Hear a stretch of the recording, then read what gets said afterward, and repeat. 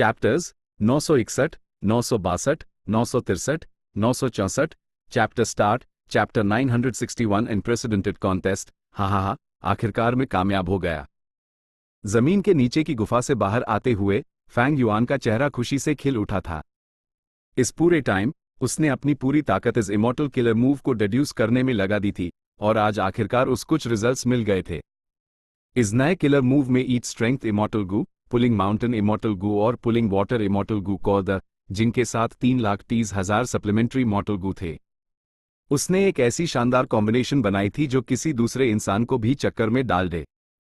इस killer move को activate करने के लिए फैंग युआन को पूरे 2 घंटे तक होलहार्टेडली फोकस करना पड़ता था इस गू वॉर्म्स के सेट को एक्टिवेट करते हुए। फिर 3 दिन और 3 रात बिना आराम किए वो धीरे धीरे अपनी जिंदा बॉडी को एक इमॉर्टल ज़ॉम्बी बॉडी में या अपनी इमॉर्टल ज़ॉम्बी बॉडी को एक जिंदा बॉडी में बदल सकता था। बेशक ये निर्वाणा फायर जितना कन्वीनियंट नहीं था, लेकिन इतनी प्रोग्रेस हासिल करके फैंग युआन ने अपनी लिमिट्स तक पहुंच गया था। फैंग युआन इस रिजल्ट से काफी सैटिस्फाइड था। आखिरकार फैंग युआन के पास बस इतने high strength path immortal Gu थे। वो उन सबको यहां उस कर पाया thanks to the light of wisdom. Of course इसकी एक वजह यह भी थी कि उसके पास ब्लूप्रिंट के तौर पर निर्वाणा फायर था। अगर उसके पास निर्वाणा फायर या रिसर्च के लिए ब्लेजिंग हेवन डीमिनस से उधार लिए गए गू वॉर्म्स का सेट ना होता तो फैंग युआन इतने कम टाइम में स्ट्रेंथ पाथ वर्जन हासिल नहीं कर पाता। साथ ही फैंग युआन का wisdom path grand master attainment level भी था। इन सभी रीजन्स की वजह से एक छोटा सा मिरेकल हो गया था। नेक्स्ट मुझे अन स्ट्रेंथ पाथ इमॉर्टल ज़ॉम्बीज और एक्सर्ट स्ट्रेंथ गू को यूज करके अपनी high grade life and death blessed land बनानी है ताकि मेन रिवाइव हो सकूं। फैंग युआन ने मन हाई मन आ भरी। इतने टाइम से ढूंढने के बाद वो आखिरकार इस स्टेज तक पहुंच गया था। जहां तक लुओपो वैली की बात है, ताइबाई यून शेंग ने कुछ हाई टाइम पहले यूज रिपेयर कर दिया था। फैंग युआन ने एक ट्री किया लुओपो वैली के अंदर कल्टिवेट करके। ये वाकई एक सोल कल्टिवेशन की पवित्र जमीन थी जो डांगहू माउंटेन के बराबर थी। डांगहू माउंटेन के गट्स गू के साथ मिलकर फैंग युआन की सोल कल्टिवेशन तेजी से आगे बढ़ रही थी। लेकिन अब फैंग युआन जानता था कि सबसे इंपॉर्टेंट चीज रिवाइव होना है। उसकी सोल कल्टिवेशन को अभी साइड में रखा जा सकता था, उस अभी इसमें लगने की जरूरत नहीं थी। फैंग युआन अपनी उत्सुकता को रोक ही नहीं पा रहा था। लेकिन जैसे ही वो शुरू करने वाला था, यूज ब्लेजिंग हेवन डीमिनस का लेटर मिला। लेटर के कंटेंट ने उसके रिवाइवल प्लान को रोक दिया। Rank 8 great strength true martial immortal zombie. जब फैंग युआन ने ये लाइन पढ़ी तो उसका दिल जोर से धड़क उठा। ब्लेजिंग हेवन डीमिनस ने जो इन्फॉर्मेशन दी थी वो सदर्न बॉर्डर के यूएस बेनाम पहाड़ के बारे में थी। ये मामला अब बहुत बड़ा हो चुका था। ये एक इमॉर्टल गू हाउस से जुदा था और पूरे सदर्न बॉर्डर के गू इमॉर्टल वर्ल्ड में फैल चुका था। सदर्न बॉर्डर में ज़ॉम्बी अलायंस की एक ब्रांच भी थी। इसलिए northern plains zombie alliance branch की लीडर होने के नाते ब्लेजिंग हेवन डीमिनस को जल्द हाई ये खबर मिल गई। ब्लेजिंग हेवन डीमिनस की एम्बिशंस बहुत बड़ी हैं। वो जानती है कि मेरे पास फिक्स्ड इमॉर्टल ट्रैवल है, इसलिए उसने 5 रीजन्स में हो रही घटनाओं पर नजर रखी। ज़ॉम्बी अलायंस की एक हायर उप होने के नाते वो फेरिलीशन से ज्यादा आसानी से इंफॉर्मेशन कलेक्ट कर सकती है। फैंग युआन को एक बार फिर इंटेलिजेंस गैदरिंग में अपनी कमजोरी महसूस हुई। अपनी पिछली लाइफ में उसके पास एक ऑर्गेनाइजेशन और नेटवर्क था। उसकी डेवलप की हुई blood path Gu worm techniques ZYA डिटार इन्फॉर्मेशन पाथ मेथड्स की जरूरत पूरी कर देती थी। लेकिन इस लाइफ में फैंग युआन अपनी पिछली लाइफ की मेमोरीज के साथ साथ मेनली फेरी लीशन और लंग या लैंड स्पिरिट जैसे लोगों से मिली इंटेलिजेंस पर डिपेंड कर रहा था। जैसे जैसे अनएक्सपेक्टेड सरप्राइजेस बढ़ते जा रहे थे, फैंग युआन को महसूस होने लगा था कि उसकी पिछली लाइफ की मेमोरीज अब अनरिलायबल होती जा रही हैं। इतिहास का सच अक्सर गहरी धुंध में छिपा होता है। फैंग युआन ने अपनी पिछली लाइफ में जो देखा था वो बस वो था जो एक्सपोज हुआ था और सरफेस पर सच लगता था। यहां तक कि जिन मामलों को उसने खुद एक्सपीरियंस किया था वो शायद उतने सिंपल नहीं थे जितना उसने सोचा था। बहुत सी घटनाओं के होने के पीछे के कारण कॉम्प्लिकेटेड थे। मेरी पिछली लाइफ में मैंने बहुत मुश्किल वक्त देखा। मैं धीरे धीरे नीचे से ऊपर चढ़ा। मेरा नेटवर्क और रिसोर्सेज धीरे धीरे जमा हुए, इसलिए मेरी कोई साफ कमजोरी नहीं थी। लेकिन रीबर्थ के बाद मुझे एक के बाद एक अपॉर्चुनिटीज मिलती गई। मेरी स्ट्रेंथ तेजी से बढ़ी, या कह लो एक्सप्लोसिवली बढ़ी। इसलिए बहुत से एस्पेक्ट्स में मेन कीप अप नहीं कर पाया। लगता है मुझे इंटेलिजेंस कलेक्ट करने के लिए इंफॉर्मेशन पथ के और मेथड्स यूज करने पड़ेंगे। फिलहाल के लिए मेन ब्लेजिंग हेवन डीमनेस जैसे आउटसाइडर्स पर डिपेंड कर सकता हूं, लेकिन लॉन्ग रन में मुझे खुद पर हाई डिपेंड करना होगा। फैंग युआन सोच में पड़ गया। इन्फॉर्मेशन की कमी का मतलब था बहुत सी अपॉर्चुनिटीज खो देना। जैसे अभी फैंग युआन को सिचुएशन का पता नहीं था, वो अंधेरे में था, उसने ये फॉर्ट्यूटस एनकाउंटर लगभग पूरी तरह मिस ही कर दिया था। 3 दिन बाद फैंग युआन अकेले सदर्न बॉर्डर गया, एस बेनाम पहाड़ के पास। ब्लेजिंग हेवन डीमनेस अभी भी डार्क फ्लोर जायंट सिटी में थी। उसने फैंग युआन को लेटर में बताया था कि वो गू रिफाइन करने और इमोर्टल गू फॉर्मेशन सेटअप करने में बिजी है, वो वहां से निकल नहीं सकती, लेकिन जरूरत पड़ने पर वो एक्शन लेने आ जाएगी।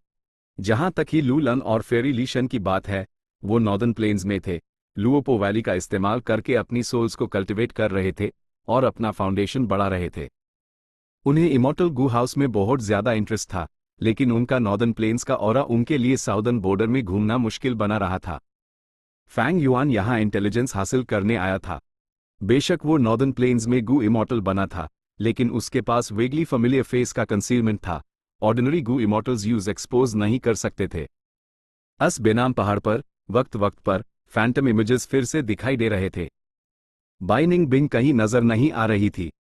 फैंग युआन ने यूज 3 बार देखा और यूएस पर सोच विचार करने के बाद आगे बढ़ा, अस बेनाम पहाड़ के करीब जाते हुए। जैसा कि उम्मीद थी, जैसे ब्लेजिंग हेवन डीमनेस ने लेटर में कहा था, ये जगह इमॉर्टल्स के लिए एक फॉरबिडन जोन थी। फैंग युआन जितना अंदर जाता, उतना ही अपने हाथ पैर कमजोर महसूस होते। उस लगा कि उसके इमॉर्टल एपर्चर पर एक फॉर्मलेस फोर्स का प्रेशर पैड रहा है। फैंग युआन को अपने कदम रोकने पड़े। वो जानता था कि अगर ये चलता रहा तो 50-60 कदम चलने से पहले ही उसका इमॉर्टल एपर्चर तबाह हो जाएगा। ये नहीं हो सकता था। Use life and death immortal aperture बनाने के लिए अपने स्ट्रेंथ पाथ इमॉर्टल एपर्चर का इस्तेमाल करना था। फैंग युआन को पीछे हटना पड़ा। तभी उसने अपने पीछे से एक मीठी हंसी की आवाज सुनी। फैंग युआन की एड़ी की पुतलियां सिकुड़ गई। वो तुरंत पीछे मुड़ा तो देखा कि एक खूबसूरत औरत गुलाबी और लाल रंग के कपड़ों में, उसके बाल बंधे हुए थे और उसकी स्किन बर्फ की तरह सफेद थी। उसकी उंगली नशीली और पानी से भरी थी। वो पास ही खड़ी फैंग युआन को देख रही थी। फैंग युआन ने लापरवाह होने की हिम्मत नहीं की। इस औरत से गू इमॉर्टल का ऑरा निकल रहा था। वो एक रैंक 6 गू इमॉर्टल थी।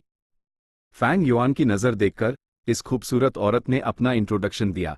मैं ली में हुआ हूं, लोग मुझे ग्रानी में हुआ कहते हैं। हैंडसम लैड, तुम बहुत अनजान लग रहे हो, कहाँ कल्टिवेट करते हो? फैंग युआन मुस्कुराया। उसने सोचा, तो यह ग्रानी में हुआ है। बेशक फैंग युआन ने ग्रानी में हुआ को पर्सनली कभी नहीं देखा था, लेकिन उसने उसकी पोती as demonic path female Gu master हु मेरा को देखा था। खूबसूरती की परवाह करना औरतों के लिए नेचुरल था। गू इमॉर्टल्स की उम्र और अपीयरेंस के बीच कोई रिश्ता नहीं था।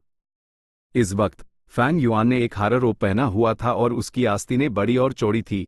हवा चली और उसका रोब फड़फड़ाया, जैसे एक जंग का झंडा लहरा रहा हो। फैंग युआन के भेस में उसके पास एक रैंक 6 गू इमॉर्टल का ऑरा था। वो लंबा और पतला था, एक मिडिल एजेड अपीयरेंस के साथ। उसकी नाक ऊंची थी, एड़ी पतली, और उसकी पुतलियों से हल्की जेड ग्रीन रोशनी निकल रही थी। उससे एक अजीब सा ऑरा निकल रहा था, जैसे उससे उलझना ठीक नहीं था। भले ही वो गुड लुकिंग नहीं था, लेकिन उसकी एक अलग ही शख्सियत थी। ग्रानी में हुआ, मैंने आपके बारे में बहुत पहले से सुना है। मेन शेंग यंग हूं, मैं बस एक सिंपल सा आवारा हूं। फैंग युआन ने जवाब दिया। शेंग यिंग। ली में हुआ ने ये नाम याद कर लिया। यूज सदर्न बॉर्डर में ऐसा कोई शख्स नहीं याद आ रहा था, लेकिन यूज ये अजीब नहीं लगा। फैंग युआन का इंट्रोडक्शन सुनकर वो समझ गए कि वो एक लोन कल्टिवेटर है। सदर्न बॉर्डर में बहुत से पहाड़ी अनगिनत एक्सपर्ट्स सेक्लूजन में रहते थे। बहुत से लोन कल्टिवेटर्स कभी सामने नहीं आते थे, उनके बारे में कोई नहीं जानता था। लेकिन इमॉर्टल गू हाउस की वजह से एक के बाद एक गू इमॉर्टल्स अट्रैक्ट होकर यहां आ गए थे। फैंग युआन, जो शेंग यंग के भेस में था, उन्हीं में से एक था। पिछले कुछ दिनों में ली में हुआ ने फैंग युआन जैसे बहुत से गू इमॉर्टल से कांटेक्ट किया था। फैंग युआन ली में हुआ के उससे अप्रोच करने के गर्मजोशी भरे एटीट्यूड पर थोड़ा सस्पिशियस था। फैंग युआन पूछने हाई वाला था कि ली में हुआ ने यूज रीजन बता दिया। फैंग युआन को तुरंत समझ आ गया। ली में हुआ ने फैंग युआन को साथ में ट्रैवल करने के लिए इनवाइट किया। थोड़ा सोचने के बाद वो मान गया। वो ली में हुआ के पीछे गया और वहां से निकल गया। 1000 लीडो हेडलेस माउंटेन पर जाकर बस गया। जब फैंग युआन वहां पहुंचा तो पहाड़ पर पहले से हाई बहुत से डिमोनिक पाथ या लोन इमोर्टल्स मौजूद थे। फैंग युआन को देखकर बहुत से लोगों ने क्यूरियस नजरें डाली, जबकि कुछ के एक्सप्रेशंस गंभीर या बेरहम थे, क्योंकि वो फैंग युआन का बैकग्राउंड नहीं जानते थे। अभी तक किसी गु इमोर्टल ने उससे बात नहीं की थी। लेकिन ग्रैनी मेहुआ काफी पॉपुलर थी। जैसे ही वो वापस आए, किसी ने मुस्कुराकर कहा, ली मेहुआ, तुम एक और को ले आए? हाँ, इस बार हम डिमोनिक और लोन कल्टिवेटर्स राइचियस पाथ से नेगोशिएट करने के लिए इकट्ठा हुए हैं। ग्रैनी मेहुआ ने इसमें सबसे ज्यादा कंट्रीब्यूशन दिया है। अरे नहीं, आप लोग मुझे शर्मिंदा कर रहे हैं, मैं तो बस अपनी तरफ से मदद करने की पूरी कोशिश कर रही हूं। ली मेहुआ ने मुस्कुराते हुए यहाँ के लोगों से एक के बाद एक मिलना जुलना और सलाम दुआ की। उसने इंडिविजुअल रिलेशनशिप्स को बड़ी आसानी से मैनेज किया। मैं तुम सबसे मिलवाती हूँ, ये है भाई शेंग यिंग, ये एक लोन इमोर्टल है। सबसे बात करने के बाद ली मेहुआ ने फैंग युआन को उनसे इंट्रोड्यूस कराया। तो आप हैं भाई शेंग? तुरंत एक डेमोनिक पाथ गु इमोर्टल ने अपने हाथ जोड़े। मैं जोंग ही जी हूँ। मैं देख रहा हूँ कि सिर्फ ट्रांसफॉर्मेशन पाथ कल्टिवेट करते हैं। ओ, मेरा नाम लैन टियन होंग है, मैं भी एक लोन कल्टिवेटर हूँ। फैंग युआन ने सोशलाइज करने में कमजोर होने का लुक दिखाया, उनसे बस नाम मात्र की इंटरेक्शन की। कुछ देर की बातचीत के बाद हेडलेस माउंटेन फैंग युआन के आने से पहले जैसा शांत हो गया। ली मेहुआ पहाड़ पर ज्यादा देर नहीं रुकी। यूजस बेनाम पहाड़ पर वापस जाना था और लोगों का इंतजार करना था। उसने जाने से पहले एक पहाड़ की तरफ इशारा किया, फैंग युआन को बताते हुए, वो pine tail mountain righteous path Gu immortals का बेस कैंप है। उसके इशारा किए बिना भी अस पहाड़ पर इंटेंस गु इमोर्टल ऑरा ने फैंग युआन को पहले ही बता दिया था। ली मेहुआ से अलग होने के बाद फैंग युआन हेडलेस माउंटेन पर ही रुक गया। वो अक्सर बाहर नहीं जाता था, उसका ZYA डिटार टाइम अपनी गुफा में ही गुजरता था। आखिरकार फैंग युआन भेस में था और वेगली फेमिलियर फेस कोई इनविंसिबल भेस नहीं था। वो वहां रुका और 10 दिन से ज्यादा इंतजार किया। इस दौरान हेडलेस माउंटेन और पीने टेल माउंटेन ने राइचियस और डेमोनिक दोनों पाथ्स के गु इमोर्टल्स का स्वागत किया। उनमें से ZYA डिटार रैंक 6 द जब भी कोई रैंक 7 गु इमोर्टल आता, एक हंगामा खड़ा हो जाता। आखिर में रैंक 8 गु इमोर्टल्स भी आ गए, कुल मिलाकर 4। एक डेमोनिक पथ का, एक लोन कल्टिवेटर और 2 राइचियस पाथ के। इससे दोनों तरफ पावर का एक बैलेंस बन गया। रैंक 8 गु इमोर्टल्स ने खुद को इन्वॉल्व नहीं किया। हर दिन दोनों तरफ के गु इमोर्टल्स एक एक शख्स को एक मुश्किल नेगोशिएशन के लिए रिकमेंड करते। 7 दिन और 7 रात की नेगोशिएशन के बाद वो आखिरकार एक एग्रीमेंट पर पहुंचे। राइचियस और डेमोनिक पाथ्स, दर्जनों गु इमोर्टल्स ने मिलकर एक एग्रीमेंट सेट किया। अस बेनाम पहाड़ के चारों तरफ वो एक ग्रैंड कंटेस्ट में हिस्सा ले रहे थे जो हजारों सालों में भी रेयर था। कॉन्टेस्ट का विनर अस बेनाम पहाड़ पर मौजूद अपॉर्चुनिटी को हासिल करेगा। जहां तक दूसरे गु इमोर्टल्स की बात है, उन्हें अगले 3 साल तक विनर पर अटैक करने की इजाजत नहीं थी। चैप्टर 962 सियो शान, सियो मैंग फॉलिंग हेवनली रिवर के तला पर इमोर्टल ज़ॉम्बी बो किंग की इर्द घूम रही थी।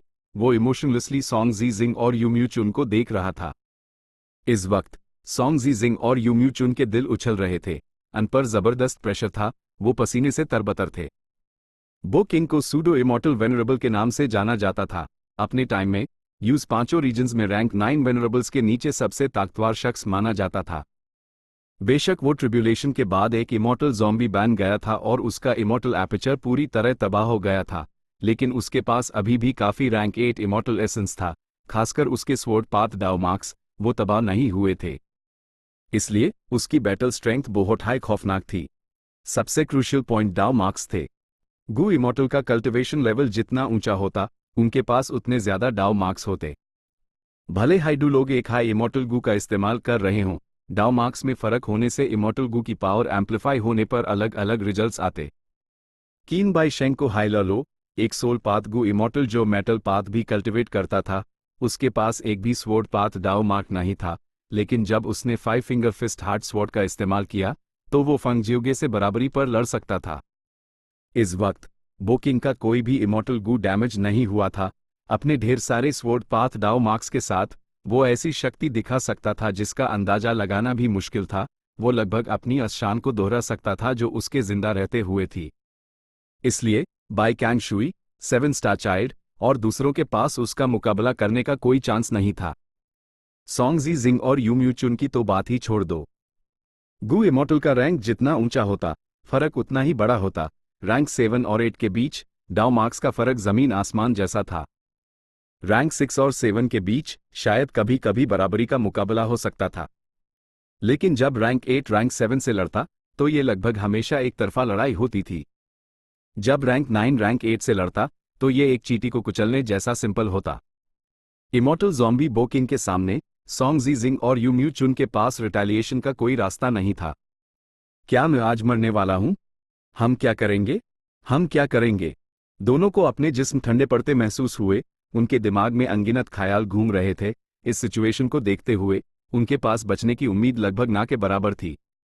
बो किंग ने अपनी उंगली उठाई, सॉन्ग ज़ीजिंग की तरफ इशारा करते हुए। एक पतली सी तलवार की रोशनी चमकी। सॉन्ग ज़ीजिंग ने भागने की कोशिश भी नहीं की। उसने एक कड़वी मुस्कान के साथ मौत का सामना किया, क्योंकि वो जानता था कि बो किंग के सामने भागना बिल्कुल बेकार था। बो किंग ने यू म्यू चुन की तरफ इशारा किया। नहीं, मैं हार नहीं मान सकता, मैं मर नहीं सकता। यू म्यू चुन जोर से चिल्लाया। जिंदगी और मौत के यूएस पाल के बीच उसने एक इमॉर्टल गू निकाला। इमॉर्टल ज़ॉम्बी बो किंग की हरकतें जम गई। उसके चेहरे पर एक स्ट्रगल का एक्सप्रेशन दिखने लगा। यू म्यू चुन का दिल जोर जोर से धड़क रहा था। वो बेचैनी से बो किंग के बदलते चेहरे को देखने लगा। इमॉर्टल ज़ॉम्बी बो किंग का एक्सप्रेशन एम्पैसिव से कंफ्यूज्ड हो गया। उसने दर्द, नफरत और दुख दिखाया।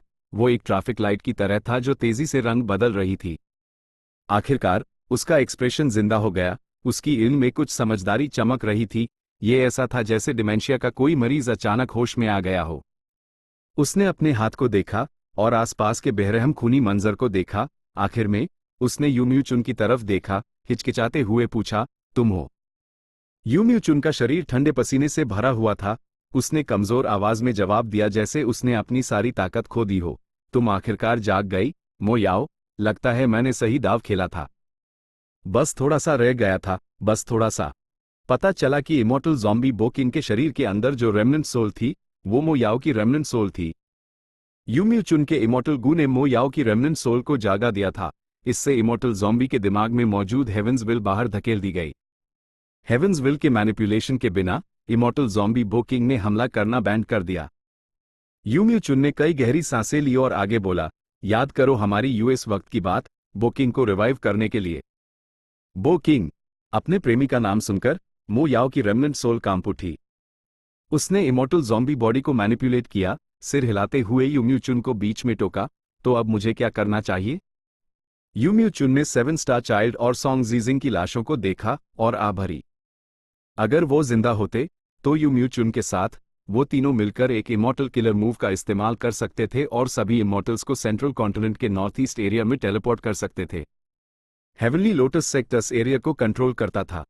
लेकिन अब जब 7 स्टार चाइल्ड और सॉन्ग ज़ीजिंग मर चुके थे, यू म्यू चुन को सिर्फ कॉम्बैट इमॉर्टल सेक्ट से निपटने पर हाई सेटल करना पड़ा, हेवनली लोटस सेक्ट पर हमला करने का ख्याल छोड़कर। मैं उम्मीद करता हूं कि उन्हें रोका जा सके। यू म्यू चुन ने हेवनली कोर्ट की दिशा में एक नजर डाली, बहुत गहरा चिंतित महसूस करते हुए। Heavenly court, heaven overseeing tower. Heaven overseeing tower lord का चेहरा काला पड़ गया था। वो गुस्से से भरा हुआ था। उसने इमेज को देखा। यू म्यू चुन इमॉर्टल ज़ॉम्बी बो किंग के साथ मिलकर सेंट्रल कॉन्टिनेंट के 10 महान पुराने सेक्ट्स में से एक कॉम्बैट इमॉर्टल सेक्ट पर हमला करने जा रहा था। अब वो चुपचाप नहीं देख सकता था। बेशक वो हेवनली लोटस सेक्ट से एक गू इमॉर्टल था, लेकिन कॉम्बैट इमॉर्टल सेक्ट ऐप भी हेवनली कोर्ट के अंडर एक सेक्ट था। इस वक्त इमॉर्टल ज़ॉम्बी बो किंग जाग चुका था। कॉम्बैट इमॉर्टल सेक्ट खतरे में था। सिर्फ हेवनली कोर्ट के गू इमॉर्टल्स हाई उन्हें बचा सकते थे। Heaven overseeing tower lord heaven overseeing tower से बाहर उठकर आया, लियान जीव शेंग और बी चेन टियन को बुलाते हुए। फॉलिंग हेवनली रिवर में एक इश्यू हो गया है। बाइकैन शुई मर गई है। बो किंग एक इमॉर्टल ज़ॉम्बी के रूप में रिवाइव हो गया है और कॉम्बैट इमॉर्टल सेक्ट पर हमला कर रहा है। हमें उन्हें अभी रिएनफोर्स करना होगा। दोनों इमॉर्टल्स बहुत शॉक दी। हेवन ओवरसीइंग टावर लॉर्ड के शब्दों में ऐसी इन्फॉर्मेशन थी जिस पर विश्वास करना बहुत मुश्किल था। चलो। दोनों इमॉर्टल्स बस कुछ पाल के लिए हाई स्टन्ड हुए। तुरंत बाद उन्होंने रिएक्ट किया और तीनों इमॉर्टल्स ने हेवनली कोर्ट के टेलीपोर्टेशन गू फॉर्मेशन का इस्तेमाल किया और एक पाल में कॉम्बैट इमॉर्टल सेक्ट के बेस पर प्रकट हो गए। नॉर्थवेस्ट दिशा में देखते हुए आसमान साफ था जब एक ग्रैंड स्वॉर्ड लाइट तेजी से उड़ती हुई आई। रैंक 8 की एक लड़ाई उनकी के सामने थी। Southern border, light mountain. Light mountain 2.5 kilometre से भी ज्यादा ऊंचा था। इस पहाड़ पर प्रोड्यूस होने वाले लाइट पाथ गू वॉर्म्स पूरे सदर्न बॉर्डर में मशहूर थे। ये पहाड़ पिछले 1000 सालों से एक ही फोर्स के कंट्रोल में था, सियो क्लैन। अफवाह थी कि सदर्न बॉर्डर का सियो क्लैन और वेस्टर्न डेजर्ट का सियो क्लैन एक हाई ओरिजिन के थे। 1000 साल पहले वेस्टर्न डेजर्ट के सियो क्लैन में एक इंटरनल कॉन्फ्लिक्ट हुआ था, जिसके नतीजे में हारने वाला पक्ष वहां से चला गया और साउदर्न बॉर्डर में आ बसा। सदर्न बॉर्डर का सियो क्लैन कभी एक सुपर फोर्स हुआ करता था, लेकिन इसका आखिरी बचा हुआ गू इमॉर्टल सियो क्लैन का सुप्रीम एल्डर पिछले 100 सालों से दिखाई नहीं दिया था। इसकी वजह से सियो क्लैन एक सुपर फोर्स से गिरकर एक लार्ज स्केल फोर्स बन गया। सियो क्लैन का करंट लीडर सियो शान एक पहाड़ी ढलान पर खड़ा था। वो पहाड़ के बीच में बने सियो क्लैन के में बेस को देख रहा था और उसकी उंगली में निराशा और नफरत थी। एक साया तेजी से पहाड़ पर दौड़ता हुआ आया, सियो शन के पास आकर रुका। यूं सलाम करते हुए सियो ज़ीफंग लॉर्ड क्लैन लीडर को प्रणाम करता है। वो हुई, क्या वो अभी भी परेशानी खड़ी कर रहा है? सियो शन ने धीमी आवाज में पूछा। क्लैन एल्डर सियो ज़ीफंग ने अपना सिर झुकाया। क्लैन लीडर को रिपोर्ट कर रहा हूं। वो हुई अभी भी हॉल में चिल्ला रहा है, हमसे अपने बेटे को मारने वाले दोषी को सौंपने की मांग कर रहा है। दूसरे एल्डर्स अभी भी मैदान संभाले हुए हैं, आप चिंता ना करें क्लैन लीडर। सियो शन ने ठंडी सांस भरी। उसने अपनी मुट्ठियां भींची। वो हुई का बेटा गलत इरादों वाला था। सियो स्वेरा को टारगेट करने की कोशिश कर रहा था। मेरी बेटी तो बस अपना बचाव कर रही थी। यह वो हुई असल में वो क्लैन का इस्तेमाल करके सियो क्लैन के डिस्कशन हॉल में हंगामा कर रहा है। क्लैन लीडर, अगर हम ये सहन कर लेंगे तो सब ठीक हो जाएगा। वो हुई कोई प्रॉब्लम नहीं है, लेकिन वो क्लैन बहुत पावरफुल है, हम उनका मुकाबला नहीं कर सकते। सियो ज़ीफंग ने जल्दी से उस समझाया। सियो शन की भींची हुई मुट्ठियां ढीली पड़ गई। उसने गहरी सांस ली। उसका चेहरा थकान और कड़वाहट से भरा था। उसने सियो ज़ीफंग को हाथ हिलाया। भूल जाओ, मैं फिलहाल के लिए पहाड़ के पीछे छिप जाता हूं। सियो ज़ीफंग विदा लेकर चला गया, नीचे के जंगल में गायब हो गया। सियो शन ने फिर आसमान की तरफ आह भरी। उसका मन उदासी और गुस्से से भरा था। वो खुद को शांत नहीं कर पा रहा था। लेकिन इस पल उसने अचानक अपने दिमाग में एक आवाज गूंजते हुए सुनी। यहां आओ, मेरे वंशज। कौन है? सियो शान सस्पिशियस और अनिश्चित था। ये आवाज फिर बोली, यहां आओ, मेरे वंशज। ये आवाज सियो शन को बहुत जानी पहचानी लगी। उसने आवाज की दिशा का पीछा किया, पहाड़ के पीछे के रीजन में गहराई तक चला गया, जब तक कि वो सियो क्लैन के फॉरबिडन एरिया तक नहीं पहुंच गया। यह सियो क्लैन का फॉरबिडन एरिया है। सियो क्लैन का लीडर होने के नाते भी मुझे इसमें एंटर होने का कोई अधिकार नहीं है। सियो शन ने चलना बैंड कर दिया। वो बहुत परेशान था। वो आवाज उसके दिमाग में फिर से गूंजी, मेरे वंशज, तुमने मेरा ब्लड लाइन इनहेरिट किया है, तुम इतने डरपोक क्यों हो? मेन सियो क्लैन का एंसेस्टर हूं, सियो क्लैन का एक गू इमॉर्टल। जल्दी आओ और मेरा इनहेरिटेंस प्राप्त करो। हमारे क्लैन को मजबूत करने का मिशन अब तुम्हारा है। सियो शन की ईंट चमक उठी। उसका शरीर उत्तेजना से कांप रहा था। गू इमॉर्टल, सियो क्लैन का एंसेस्टर। क्या अफवाहें सच थी? मैं सियो क्लैन में पहले एक गू इमॉर्टल था। ये आवाज मुझे इतनी जानी पहचानी लग रही है। मैं एक रैंक 5 पीक स्टेज गू मास्टर हूं। गू इमॉर्टल्स के अलावा इस दुनिया में कौन सीधे मेरे दिमाग में अपनी आवाज भेजे सकता है? लेकिन ये क्लैन ने फॉरबिडन एरिया है। जो कोई भी इस जगह कदम रखेगा, यूज क्लैन से निकाल दिया जाएगा। लीडर होने के नाते मैं भी इससे बच नहीं सकता। सियो शन ने यह सोचा और अपनी मुट्ठियां कास ली। वो एक तेज इंटरनल स्ट्रगल में फंसा हुआ था। नहीं, मुझे एंसेस्टर का इनहेरिटेंस हासिल करना ही होगा। वू हुई ने हमारे सियो क्लैन की इज्जत मिट्टी में मिला दी है।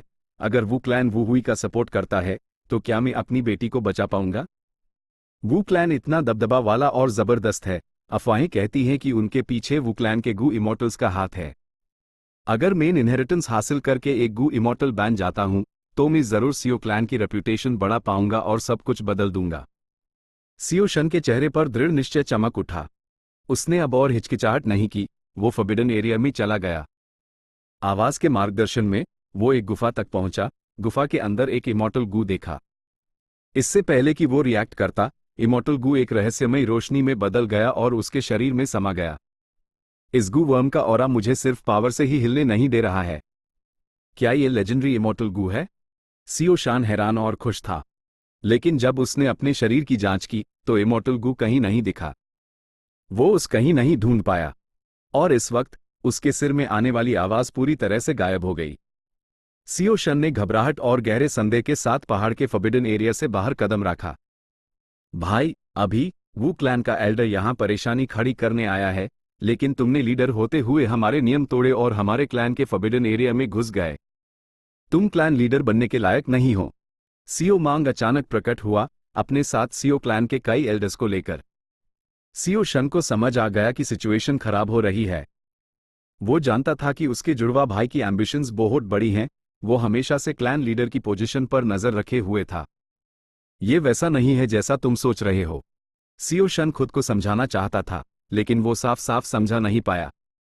वो गु इमॉर्टल इनहेरिटेंस के बारे में ऐसे ही जिक्र नहीं करना चाहता था, यूज डर था कि दूसरी फोर्सेस या एक्सपर्ट्स यूज जबरदस्ती छीनने की कोशिश करेंगे। तुम्हारे एक्सप्लेनेशंस बस बहाने हैं। क्लैन के नियमों के अनुसार तुम अब सियो क्लैन के सदस्य नहीं हो। क्लैन लीडर की पोजीशन मेरी है। सियो मांग चिल्लाया, उसका एक्सप्रेशन बेरहम और गुस्से से भरा था, उसकी इन में गहराई से एक्साइटमेंट और एम्बिशन छिपी हुई थी। चैप्टर 963 यी टियन माउंटेन। तलवार की रोशनी की स्पीड विश्वास से परे थी, जैसे ही वो हवा को चीरते हुए आगे बढ़ी। लेकिन हेवनली पूल, जो हेवनली लोटस सेक्ट का लोकेशन था, अभी भी होराइजन से बहुत दूर था। तलवार की रोशनी गायब हो गई, जिससे बोकिंग की इमॉर्टल ज़ॉम्बी बॉडी और यूम्यूचुन सामने आ गए। इमॉर्टल ज़ॉम्बी बोकिंग, जिसे मो याओ की रेमनेंट सोल कंट्रोल कर रही थी, अब एक तेज नजर से आगे देख रहा था। उसने अपने आसपास के इलाके को तलवार की रोशनी से स्कैन किया। तलवार की रोशनी बेमिसाल तीखी थी, जहां भी वो जाती, स्पेस में लहरें उठती और सारे इल्यूजन्स टूट जाते, असली मंजर सामने आ जाता। लेकिन एक सांस के वक्त के बाद असली मंजर फिर से इल्यूजन्स की कई पैटर्न से ढक गया। यह हेवनली लोटस सेक्ट का immortal Gu house illusion garden है, जो इल्यूजन पाथ के फाउंडेशन पर बना है और 300 साल पहले इल्यूजन डेमन इमॉर्टल हुआंग सियो ने बनाया था। यूम्यूचुन ने तुरंत समझाया। बो किंग की इमॉर्टल ज़ॉम्बी बॉडी ने सिर हिलाया, आ भरते हुए, हर युग नए जीनियसेस को जन्म देता है। ऐसा लगता है सेंट्रल कॉन्टिनेंट में मेरे में बॉडी की मौत के बाद कई जीनियसेस पैदा हुए हैं। यूम्यूचुन बोला, इल्यूजन डेमन इमॉर्टल पहले ही मर चुका है। यह इमॉर्टल गू हाउस हमें इतनी चुपके से बहका और फंसा सकता था कि हमें अभी जाकर एहसास हुआ, जो शख्स इसे कंट्रोल कर रहा है उसका कल्टिवेशन बहुत हाई होना चाहिए। जैसे ही उसने ये कहा, heaven overseeing tower lord Bi Chen Tian और लियन जियू शेंग प्रकट हो गए। किस्मत से बचना पहले ही एक बहुत बड़ा पाप है। ए फ्लैट, तुम हेवनली कोर्ट के अंडर आने वाले सेक्स पर हमला करने की सोच रहे हो, ये माफ करने लायक नहीं है। हेवन ओवरसीइंग टावर लॉर्ड तुरंत चिल्लाया, तुम बहुत ज्यादा बोलते हो। इमॉर्टल ज़ॉम्बी बो किंग गुस्से में था, उसने अपनी बांह लहराई, एक खौफनाक तलवार की रोशनी तेजी से आगे बढ़ी। Heaven overseeing tower lord Bi Chen Tian और लियन जियू शेंग चिल्लाए जब उन्होंने अपने इमॉर्टल किलर मूव्स एक्टिवेट किए। तलवार की रोशनी को रोकना नामुमकिन था, उसने तीनों इमॉर्टल्स के सभी किलर मूव्स को तोड़ दिया। इसमें उसकी ज्यादातर ताकत कम हो गई थी, लेकिन फिर भी वो उनकी तरफ बढ़ने में कामयाब रही। तीनों इमॉर्टल्स बिना किसी निशान के गायब हो गए, इस वार से बच गए। डरपोक, इमॉर्टल ज़ॉम्बी बोकिंग ने नाक सिकोड़ी, बहुत हाय नाखुश। यूम्यूचुन की एड़ी में तेज चमक थी, लेकिन उसने अंदर ही अंदर रहत की सांस ली। तीनों heavenly court immortals immortal Gu house illusion garden को कंट्रोल कर रहे थे। 3 रैंक 8 की ताकत को मिलाकर, इसका इस्तेमाल करके बोकिंग की इमॉर्टल ज़ॉम्बी बॉडी और यूम्यूचुन को उसमें फंसाने में कामयाब रहे। वक्त गुजरा, कई दिन बाद सदर्न बॉर्डर अस बेनाम पहाड़ पर बम बम बम 3 धमाके गूंजे और तेज रोशनी फैल गई। सियो मैंग हवा में उड़ता हुआ चला गया, उसके मुंह से खून निकल रहा था। बम, एक दबी हुई आवाज गूंजी। वो जमीन पर नहीं गिरा, बल्कि उसके पीछे खड़े एल्डर्स ने यूज बड़ी मुश्किल से पकड़ लिया। हार गया। सियो मांग का चेहरा कागज की तरह सफेद था, उसने अपनी एंगली छोड़ी करके खोली, नफरत और गुस्से से सियो शन को घूर रहा था। सियो शन के पीछे 2 डेमोनिक पाथ गू मास्टर्स खड़े द, दोनों रैंक 5 एक्सपर्ट्स, एक लंबा और मोटा, दूसरा छोटा और पतला। कई दिन पहले सियो शन ने लाइट माउंटेन के पीछे फॉरबिडन एरिया में कदम रखा था, सियो क्लैन के नियम तोड़े द, और उस सजा मिलनी थी। सियो मांग ने इस मौके का फायदा उठाया ताकि वो अथॉरिटी हाथिया ल और सियो शन को मार डाले। सियो शन जितनी तेजी से हो सका भागा, जबकि सियो मैंग एल्डर्स के साथ उसका पीछा करता रहा। उनका पीछा करते करते वो इस बेनाम पहाड़ की चोटी पर आ गए। सियो शन एक ऐसी उम्मीदहीन सिचुएशन में था जहां से निकलने का कोई रास्ता नहीं था, जैसे हाई वो सियो मांग के हाथों मरने वाला था, डू डेमोनिक पाथ गू मास्टर्स आसमान से उतरे और उस बचा लिया। सियो मांग अपनी सारी मेहनत आखिरी पाल में बेकार होने पर गुस्से से भरा हुआ था। उसने अपने सहारे बने एल्डर्स के हाथ झटक दिए और खड़ा हो गया, सियो शन पर चिल्लाते हुए, सियो शान, यकीनन तुम्हारे इरादे नेक नहीं थे। राइचस पाथ के एक क्लैन लीडर होकर तुम चुपके से डेमोनिक पाथ गू मास्टर्स के साथ साजिश कर रहे थे। सियो शन ने अपना सिर पीछे किया और जोर से हंसा। उसकी हंसी दुख और गुस्से से भरी हुई थी। मैंने तुम्हें पहचानने में वाकई गलती कर दी। पावर के लिए तुम असल में मुझे मारने को तैयार थे। तुम्हारा दिल इतना जहरीला है। ये कितना फनी है कि मैं हमेशा तुम्हें इस दुनिया में अपना एक लौटा करीबी रिश्तेदार मानता था। तुम जैसे चाहो सच को तोड़ मरोड़ सकते हो, लेकिन मुझे विश्वास है कि दूसरे लोग आसानी से सच्चाई को पहचान लेंगे। लॉर्ड सियो मांग, दुश्मन की ताकत बहुत है, हमें पीछे हटना चाहिए। सही कहा, हमारे पास काफी टाइम है। सियो शान बुरी तरह जख्मी है और मरने के करीब है, लेकिन उसके पीछे के डू rank 5 demonic path Gu masters अच्छी हालत में हैं। एल्डर्स ने यूज चुपके से समझाने की कोशिश की। HMPH सियो मांग ने कुछ खून थूका और नफरत से कहा, वो दोनों भी आवारा कुत्तों से ज्यादा कुछ नहीं हैं। उनका कल्टिवेशन भले हाई हाई हो, लेकिन उनके पास ज्यादा गू वॉर्म्स नहीं हैं। तुम लोग किस बात से डर रहे हो? भले ही उसने ये कहा, सियो मांग भी जानता था कि वो आज अपने बड़े भाई सियो शन को मार नहीं पाएगा। उसकी ऊँग में अंधेरी रोशनी चमकी जब उसने अंदर ही अंदर सोचा, अभी मेरे पास पहले से हाई अपर हैंड है और सच्चाई का आधार भी मेरी तरफ है। पूरी ताकत से लड़ने की कोई जरूरत नहीं है। लाइट माउंटेन लौटने के बाद मेन क्लैन लीडर की पोजीशन इनहेरिट कर सकता हूं। इस वक्त मेन राइचस पाथ में अपनी आइडेंटिटी का इस्तेमाल करके सियो शन के सिर पर इनाम और वारंट जारी कर सकता हूं। सियो शन अब बिना क्लैन के है और राइचस पथ के वारंट के साथ वो सिर्फ एक भगोड़े की जिंदगी जी सकता है और उसकी ताकत लगातार कम होती रहेगी। ये ज्यादा समझदारी होगी अगर मैं वक्त का इंतजार करूं और यूज फ्यूचर में मारूं। इन ख्यालों के साथ सियो मांग जिद पर नहीं अड़ा रहा। सियो शान, तुम राइचस पथ के गद्दार, तुम जरूर एक कुत्ते की मौत मरोगे। फिलहाल मैं तुम्हारी जान बख्श रहा हूं, बस तुम इंतजार करो, मेन फ्यूचर में उस लेने आऊंगा। चलो। ये जहरीले शब्द छोड़ने के बाद सियो मांग और एल्डर सावधानी से पीछे हट गए। वो भी जख्मी था, लेकिन उसके पास अभी भी काफी ताकत बची थी। दोनों डेमोनिक पाथ गू मास्टर्स के पास ज्यादा गू वॉर्म्स नहीं थे, इसलिए उन्होंने लापरवाही से पीछा करने की हिम्मत नहीं की और उन्हें जाने दिया। भाई सियो, हम फिर मिल गए। लंबा और मोटा रैंक 5 डेमोनिक पाथ गू मास्टर, जिसका नाम सुन पांगहू था, जब उसने देखा कि सियो मांग चला गया है तो उसने एनी में आंसू लिए सियो शन को देखा। छोटा और पतला रैंक 5 गू मास्टर, जिसका नाम जो जिंग जिंग था, वो सियो शन के कंधे को सहारा दे रहा था जबकि एक हीलिंग गू वर्म एक्टिवेट कर रहा था। पुरानी बातें बाद में करना, पहले भाई सियो के जख्मों को ठीक करो। सियो शन के गहरे जख्म इन दोनों गू मास्टर्स की कोशिशों से जल्दी हाई स्टेबलाइज हो गए। सियो शन का चेहरा राख जैसा हो गया था जब उसने गहरी सांस ली। ये खुशकिस्मती है कि तुम दोनों यहां मदद के लिए थे, वारना मैं यही मर जाता। लेकिन मेरा छोटा भाई बेरहम है, वो जरूर मेरे पीछे फिर आएगा। जब तक वो मुझे मार नहीं देता, यूज चेन नहीं आएगा। मैं ये जख्म खुद ठीक कर सकता हूं। तुम दोनों जाओ, मैं तुम दोनों को इसमें शामिल नहीं करना चाहता। ये तुम क्या कह रहे हो? इस वक्त तुमने मुझे बचाया था। मेरी जिंदगी तुम्हारी है, भाई सियो। सही कहा। पास्ट में मैंने बदला लेने के लिए एक दुश्मन के परिवार को मार डाला था, लेकिन भाई सियो ने मुझे पकड़ लिया। जब आपने मेरी कहानी सुनी तो आपने उसी रात मुझे जाने दिया। ये मेहरबानी हमेशा मेरे दिमाग में बसी हुई है। सन पांगहू और झू जिंग जिंग जोश और सच्चाई से बोले, हम दोनों में से कोई तुम्हें नहीं छोड़ेगा। अगर सियो मांग लड़ना चाहता है तो वो आ सकता है, मैं उससे आखिरी दम तक लड़ूंगा। सन पांगहू और झू जिंग जिंग अपने एटीट्यूड में बहुत फर्म थे। सियो शान बहुत मूव्ड हुआ, उसकी उन आंसुओं से नम होने लगी। साई, इन सालों में मैं ये समझा हूं। कौन कहता है डेमोनिक पाथ के गू मास्टर्स सब एहसान फरामोश और बेदर्द होते हैं? बल्कि जो पाखंडी भलाई का झूठा दिखावा करते हैं, वो राइचस पाथ में हर जगह देखे जा सकते हैं। भाई सियो सही कह रहे हैं।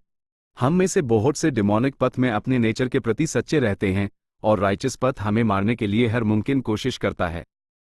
जब से राइचस पथ ने तुम्हें नहीं अपनाया, हम अब से एक टीम बनेंगे और डेमोनिक पथ के हिस्से के रूप में दुनिया घूमेंगे। सन पांगहू ने हिम्मत से बोला। सियो शान चुप हो गया। उसके अंदर अभी भी राइचस पथ की सोच और आदर्श बेस हुए द और वो डिमोनिक पाथ ज्वाइन नहीं करना चाहता था। वो जानता था कि उसके अंदर एक इमॉर्टल गू छिपा हुआ है। वो अभी भी सीओ क्लैन में अपनी पोजीशन वापस पाना चाहता था। जो जिंग जिंग उसके एक्सप्रेशन को देख रहा था। भाई, शायद तुम समझ नहीं रहे। जब लोगों को पता चलेगा कि कैसे तुम्हें अपने क्लैन से निकाल दिया गया और एक धोखेबाज रिश्तेदार तुम्हारा शिकार कर रहा है, तो बहुत से अच्छे लोग तुम्हारी मदद के लिए आएंगे। भाई, तुम इन सालों में हमेशा न्यायप्रिय, सीधे और जरूरतमंद लोगों की मदद करने वाले रहे हो, दूसरों को मुसीबतों से बचते हुए बिना इस बात की परवाह किए कि वो राइचस या डिमोनिक पाथ से हैं।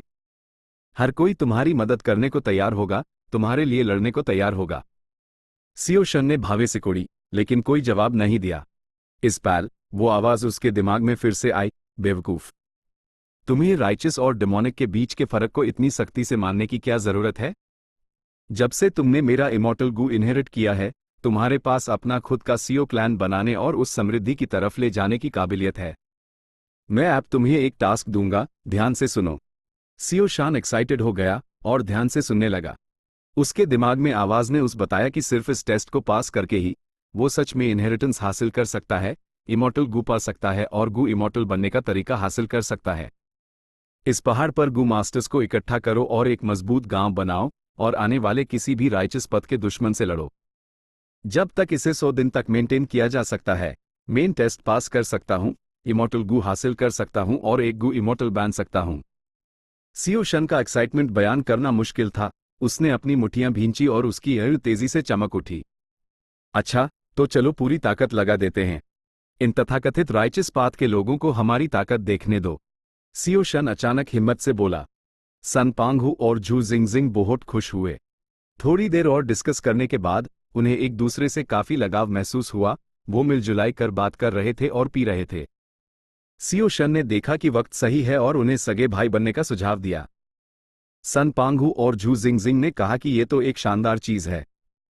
तुरंत उन्होंने एक मुर्गी का सिर काटा, उसके खून की बूंदें एक ही प्याले शराब में डाली, फिर उन सब ने पिया और गू का इस्तेमाल करके एक शपथ ली। जब वो सगे भाई बन गए, सीओ शन के चेहरे पर भी कुछ रौनक लौट आई। वो खड़ा हुआ और पहाड़ की ठंडी हवा का सामना करते हुए अपने सामने के नज़ारे को देखने लगा। उसने आह भरी। कल का राइचस पाथ का सीओ शन मर चुका है। आज यहां जो खड़ा है वो डिमोनिक पाथ का सीओ शन है। इस जगह और मेरा एक किस्मत का रिश्ता है। इसने मुझे तुम दोनों से मिलवाया। ये स्वर्ग का इंतजाम है। मैं इस पहाड़ पर एक नया गांव बनाना चाहता हूं। हम किसी भी डिमोनिक पाथ गू मास्टर का स्वागत करेंगे। चलो साथ मिलकर काम करते हैं और राइचस पाथ क्लान्स का मुकाबला करने के लिए एकजुट हो जाते हैं। सन पांगहू का चेहरा एक्साइटमेंट से लाल हो गया।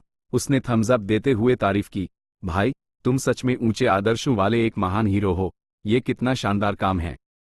जो जिंग जिंग ने थूक थूका, एक अंधेरे और बेरहम लुक के साथ बोलते हुए। भाड़ में जाए। मैं इन सालों में राइचस पथ द्वारा हर जगह शिकार किया गया हूं। एक भगोड़े की जिंदगी जी रहा हूं। मैं इससे बहुत टाइम से नाखुश था। भाई, मैं तुम्हारा सपोर्ट करता हूं। हम ऐसा ही करेंगे। मेरे अच्छे भाइयों, सीओ शन ने सुन पांगहू और झू जिंगजिंग की बाहें पकड़ी, कहते हुए, डिमोनिक पाथ आपसी संदेह से भरा हुआ है। अगर हमें ये पूरा करना है, तो हमें अपने पूर्वाग्रह और संदेह को अलग रखना होगा और दूसरों पर विश्वास करना होगा, वफादारी और भाईचारे की भावना का पालन करना होगा। हमारे गांव का नाम यीटियन विलेज होगा। इस पहाड़ को यीटियन माउंटेन कहा जाएगा। दूर से फैंग युआन ये सारी घटनाएं देखते हुए आ भर रहा था। वाकई, ये बेनाम पहाड़ जिसमें immortal Gu house, graceful chaotic dual stage और rank 8 great strength true martial immortal zombie छिपा हुआ था, यीटियन माउंटेन हाई था। उसने इस पहाड़ को देखते ही पहचान लिया था। बस ये उम्मीद नहीं थी कि उसकी पिछली लाइफ में यीटियन माउंटेन की लड़ाई का असली कारण ये था। उस वक्त मेरा स्टेटस बहुत लो था। मेरी नज़र सिर्फ मोर्टल दुनिया तक ही सीमित थी। इतिहास में इतने सारे छिपे हुए डिटेल्स हैं। मेरी पिछली लाइफ में इमॉर्टल गू हाउस किसे मिला था? फैंग युआन इसे एक्सप्लोर करने की इच्छा से भर गया था। उसकी नज़र फिर नीचे गई, मिट्टी को भेदते हुए, जमीन के नीचे गहरे इमॉर्टल गू हाउस की जांच करते हुए। Graceful chaotic dual stage great strength true martial immortal zombie को दबा रहा था। ये बहुत हाई स्ट्रॉन्ग था और इमॉर्टल्स के लिए फॉरबिडन जोन उसकी ताकत के बाहर रिसने के कारण बना था। साफ था, इसमें फूटपथ के राज छिपे। द इमॉर्टल गू हाउस बनाने वाले गू वॉर्म्स पूरे और एक्सीलेंट कंडीशन में थे। और वो रैंक 8 इमॉर्टल ज़ॉम्बी, भले ही उसके पास great strength true martial physique था, उसका न्यू कल्टिवेशन विजडम पाथ था। वो स्वाभाविक रूप से दबाए जाने को तैयार नहीं था और उसने एक खास किलर मूव का इस्तेमाल किया, अपनी बैटल विल का इस्तेमाल करके इमॉर्टल गू हाउस को रिफाइन करने की कोशिश की। वो सफल नहीं हुआ। उसकी सोल पूरी तरह मर गई, सिर्फ एक शरीर का खाली खोल छोड़ गई। लेकिन वो पूरी तरह फैल भी नहीं हुआ था। इमॉर्टल गू हाउस में उसकी बैटल विल की भारी मात्रा थी। यह बैटल विल्स पहले है इमॉर्टल गू हाउस की ताकत से शुद्ध हो चुकी थी, शुद्ध और मालिकहीन बैटल विल बन गई थी।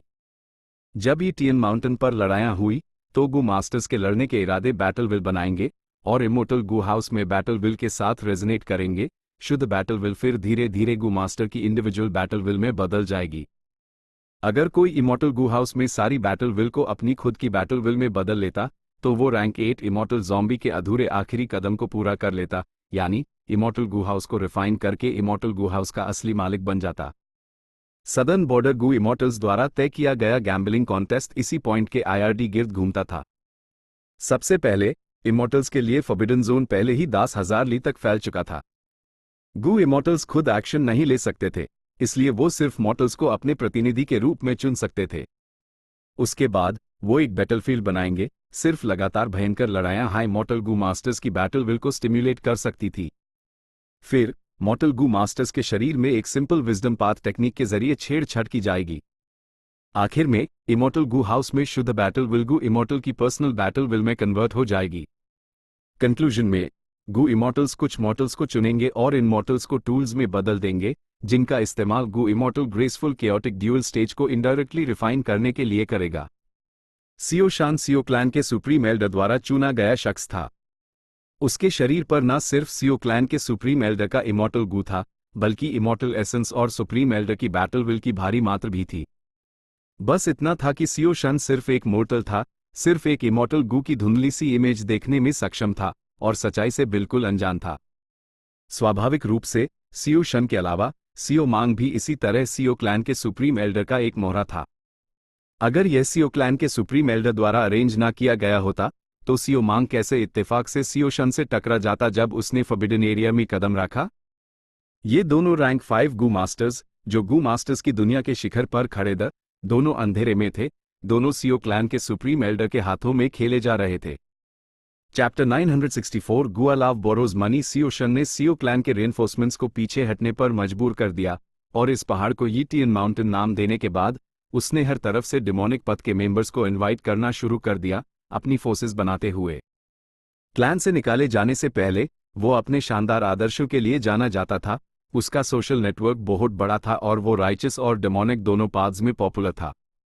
सियो शन का नेचर सीधा था, वो साफ तौर पर भलाई और नफरत को अलग करता था और करीबी रिश्तों और वफादारी पर जोर देता था। दूसरी तरफ सियो क्लैन कमजोर हो रहा था, वो क्लैन और दूसरी फोर्सेस द्वारा हर तरफ से दबाया और प्रेशर में रखा जा रहा था। कभी कभी डेमोनिक पाथ गू मास्टर्स को भी नाराज नहीं किया जा सकता था, खासकर अनलोन वॉरियर्स को जिनका कल्टिवेशन रैंक 4 और रैंक 5 था। यह demonic path experts righteous path experts से अलग थे।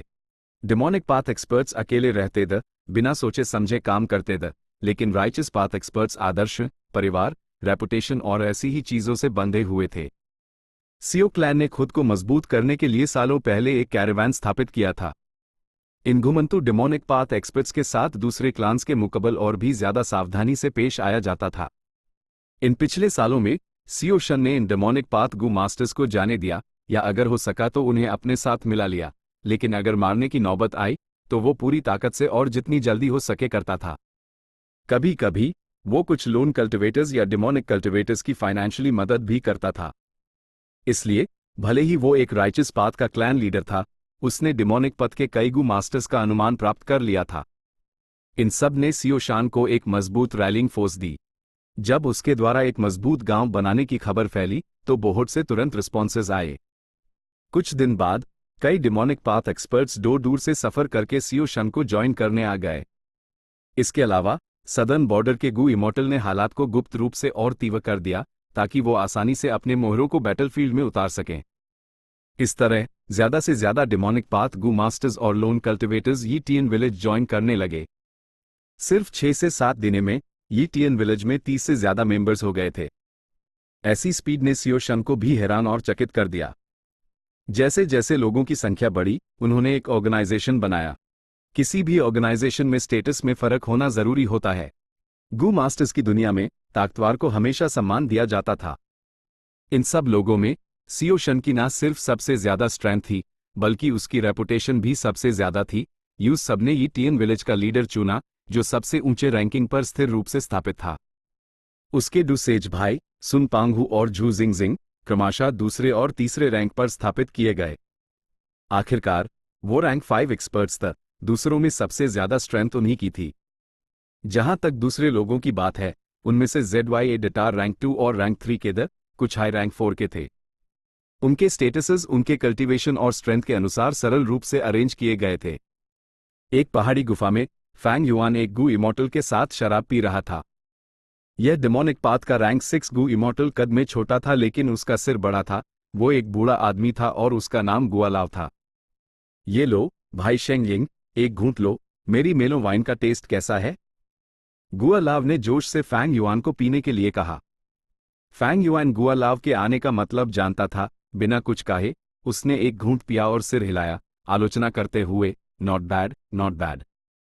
भले ही उसने नॉट बैड कहा, लेकिन फैंग युआन का एक्सप्रेशन एम्पैसिव था और यह साफ था कि उसने सिर्फ आधे मन से कहा था। गुआलाव व्यूज देख रहा था। वो हंसा और बाहर इशारा किया, मैं जानना चाहता हूं कि भाई शेंग यन की इस सदर्न बॉर्डर के ग्रैंड कॉन्टेस्ट के बारे में क्या राय है? फैंग युआन ने शांति से जवाब दिया, ये देखते हुए कि ये इस बात से जुदा है कि ग्रेसफुल केओटिक ड्यूल स्टेज किसका होगा, कोई भी एक कदम पीछे नहीं हटेगा।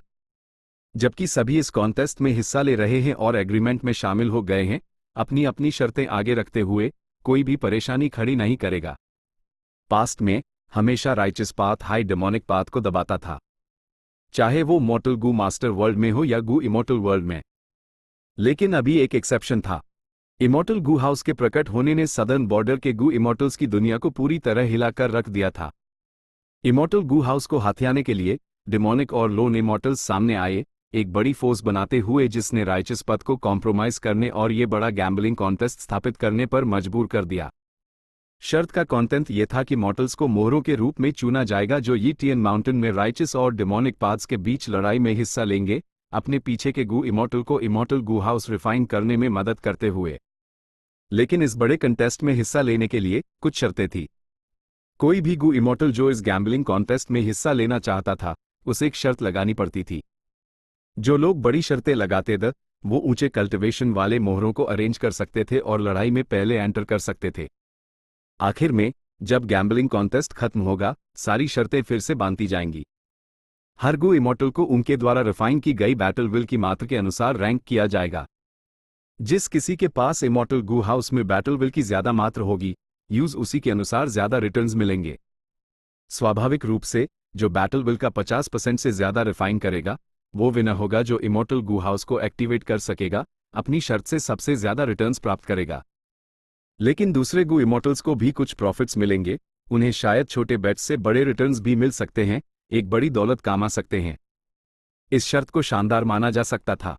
इसी वजह से सभी गू इमॉर्टल्स जो गैम्बलिंग कॉन्टेस्ट में हिस्सा ले रहे थे, चाहे वो राइचस पाथ के हो, डेमोनिक पाथ के या लोन कल्टिवेटर्स, चाहे उनकी दुश्मनी हो या नफरत, वो सभी अनजाने में इस भी मिसाल गैम्बलिंग कॉन्टेस्ट को बनाए रखने के लिए मिलकर काम कर रहे थे। जो कोई भी गलत तरीके अपनाने या बेशर्मी से काम करने की कोशिश करेगा, उसकी सारी शर्तें पूरी तरह से जब्त कर ली जाएंगी। जो गू इमॉर्टल्स बाद में आए, वो भी शामिल हो सकते थे, लेकिन उन्हें गैम्बलिंग में हिस्सा लेना पड़ता था। और जैसे जैसे गैम्बलिंग कॉन्टेस्ट आगे बढ़ता, अगर गू इमॉर्टल्स अपनी बेट्स बढ़ाना चाहते, तो वो ऐसा कर सकते थे। और ये डेमोनिक इमॉर्टल गुआलाव जो फैंग युआन के सामने था, वो एक ऐसा शख्स था जो अपनी शर्त बढ़ाना चाहता था, लेकिन उसके पास ऐसा करने के लिए कैपिटल नहीं था। इन पिछले दिनों में वो इधर उधर पैसे उधार मांग रहा था, इसलिए सबको इसके बारे में पता था। इस बार वो जानबूझकर फैंग युआन को ढूंढने आया था। फैंग युआन यूज ठंडा रिस्पॉन्स दे रहा था। गुआलाव के पास गैम्बलिंग कॉन्टेस्ट का जिक्र करने के अलावा कोई चारा नहीं था। फैंग युआन ने सिर्फ एक आम सा एनालिसिस किया था, लेकिन गुआलाव ने इल सिकोड़ ली और थम्स अप दिया, बड़ा चढ़ाकर मुस्कुराते हुए, भाई शेंगयिंग, आप सही हैं, आपने बिल्कुल सही बात कही। इस कॉन्टेस्ट के नियम कोई नहीं तोड़ सकता। अगर कोई तोड़ता है, तो यह पूरे सदर्न बॉर्डर के गू इमॉर्टल्स को अपना दुश्मन बनाने जैसा होगा। इसलिए उन्हें कैपिटल कमाना होगा और कंटेस्ट में ईमानदारी से हिस्सा लेना होगा। जरा देखिए, कंटेस्ट अभी शुरू ही हुआ है, लेकिन सियो क्लैन का सुप्रीम एल्डर पहले से ही आगे है। सियो शन उसका मोहरा है और सियो शन और सियो मांग की पिछली लड़ाई से सियो क्लैन का supreme Elder immortal Gu house में बैटल विल रिफाइन करने वाला पहला शख्स बन गया है। जब तक सियो शान मरता नहीं, उसकी बढ़त बढ़ती रहेगी। फैंग युआन ने गुआलाव पर एक नज़र डाली। सियो शन एक रैंक 5 गु मास्टर है और पहाड़ में एंटर होने वाला पहला शख्स था। सियो क्लैन के सुप्रीम एल्डर को स्वाभाविक रूप से एक बड़ा फायदा होगा, लेकिन उसने इसके लिए एक बड़ी कीमत भी चुकाई है। भले ही वो सिर्फ एक रैंक 7 गु इमॉर्टल है, उसकी शर्तें सबसे ज्यादा हैं, यहां तक कि रैंक 8 गु इमॉर्टल्स भी उसका मुकाबला नहीं कर सकते। गुआलाव ने बार बार सिर हिलाया और मुस्कुराया, अपने पीले दांत दिखाते हुए। हाँ, हम जितनी जल्दी अपने मोहरों को यी टियन माउंटेन में रख सकते हैं, उतना ही फायदेमंद होगा। ऑफ कोर्स, इन मोहरों के कल्टीवेशन को भी एंश्योर करना होगा। उन्हें कम से कम रैंक 4 का होना चाहिए, वरना वो वहां मर जाएंगे और हमें सिर्फ नुकसान होगा। भाई शेंग यिंग, मैं आपसे नहीं छिपाऊंगा, मुझे सच में नफरत है कि मैं खुद को शर्त के रूप में नहीं रख सकता। मेरे पास अभी फंड्स की थोड़ी कमी है। भाई शेंग यिंग, क्या आप मुझे कुछ इमॉर्टल मटेरियल्स उधार दे सकते हैं? जब ये खत्म हो जाएगा तो मैं डबल अमाउंट वापस करूंगा। फैंग युआन मुस्कुराया। शो। गुआलाव खुश हो गया और अभी शुक्रिया कहने ही वाला था कि फैंग युआन ने कहा, लेकिन हमें एक कसम लेनी होगी। यह तो नेचुरल है और ये जरूरी भी है। गुआलाव ने जल्दी से सिर हिलाया। फैंग युआन ने आगे कहा, साथ ही एक इमॉर्टल गू को गिरवी रखो। गुआलाव का खुश चेहरा तुरंत सख्त हो गया। भाई शेंग यिंग, क्या ये कोई मजाक है? अगर मेरे पास इमॉर्टल गू होता तो मैं इस इमॉर्टल गू हाउस के पीछे क्यों जाता? फैंग युआन का एक्सप्रेशन भी बदल गया। ठंडे से भरे चेहरे के साथ उसने गुस्से से घूरा और बोला, गुआलाव, तुम्हारे पास एक भी इमॉर्टल गू नहीं है, लेकिन तुम असल में इस इमॉर्टल गू हाउस के लिए साजिश कर रहे हो। तुम्हें नहीं लगता कि तुम एक ख्याली पुलाव पका रहे हो? क्या तुम बहुत ज्यादा लालची नहीं हो रहे? शेंग यिंग, तुम। गुआलाव अभी गुस्सा होने ही वाला था, लेकिन अचानक उसने फैंग युआन के शरीर से एक इमॉर्टल गू का ऑरा महसूस किया, जो अब छिपा हुआ नहीं था। उसके पास सच में इमॉर्टल गू है। गुआलाव का दिल तुरंत बैठ गया। कई रैंक 6 गू इमॉर्टल्स के पास एक भी इमॉर्टल गू नहीं होता था, लेकिन फैंग युआन के पास था। यह गुआलाव की उम्मीदों से परे था। जहां तक उस पता था, इमॉर्टल गू वाले किसी भी गू इमॉर्टल की कुछ रेप्यूटेशन होती थी, लेकिन शेंग यंग की साफ तौर पर नहीं थी। उसने फैंग युआन को एक कमजोर लोन इमॉर्टल समझ लिया था, जो दुनिया के किसी अनजान कोने में कादीन तपस्या कर रहा था। लेकिन फैंग युआन के पास इमॉर्टल गू था। इसने गुआलाव के दिल में डर पैदा कर दिया। इमॉर्टल गू के साथ गू इमॉर्टल की बैटल स्ट्रेंथ अक्सर बहुत बढ़ जाती थी। शेंग यिंग, इमॉर्टल गू के साथ ऐसा शख्स नहीं था जिसे गुआलाव हैंडल कर सकता था। इसलिए उसने अपना गुस्सा नहीं निकाला और आखिर में एक झूठी मुस्कान के साथ फैंग युआन की तरफ हाथ जोड़े। मैं बहुत जल्दबाज और असभ्य था, भाई शेंग यिंग, कृपया बुरा मत मानिए। फैंग युआन ने ठंडी सांस भरी। तुम जा सकते हो। ये जा रहा हूं, अभी जा रहा हूं, अलविदा। गुआलाव मुस्कुराते हुए कुछ कदम पीछे हटा, फिर मुड़कर चला गया, रुकने की हिम्मत नहीं की। जब वो गुफा से बाहर निकला, उसके चेहरे से मुस्कान गायब हो गई, उसकी जगह शर्म और गुस्से ने ले ली। उसकी नजर ठंडी थी। जब वो अपने मन में गरजा, HMPH, इमॉर्टल गू होना वाकई कमाल की बात है। ये बेइज्जती याद रखूंगा। उस दिन का इंतजार करो जब मेरे पास एक इमॉर्टल गू होगा, मैं ये बेइज्जती तुम्हें वापस लौटाऊंगा। गुफा के अंदर फैंग युआन सोच रहा था। गुआलाव के मामले ने यूज कई बॉटम टियर गू इमॉर्टल्स की गैम्बलिंग मेंटालिटी से अवगत कराया।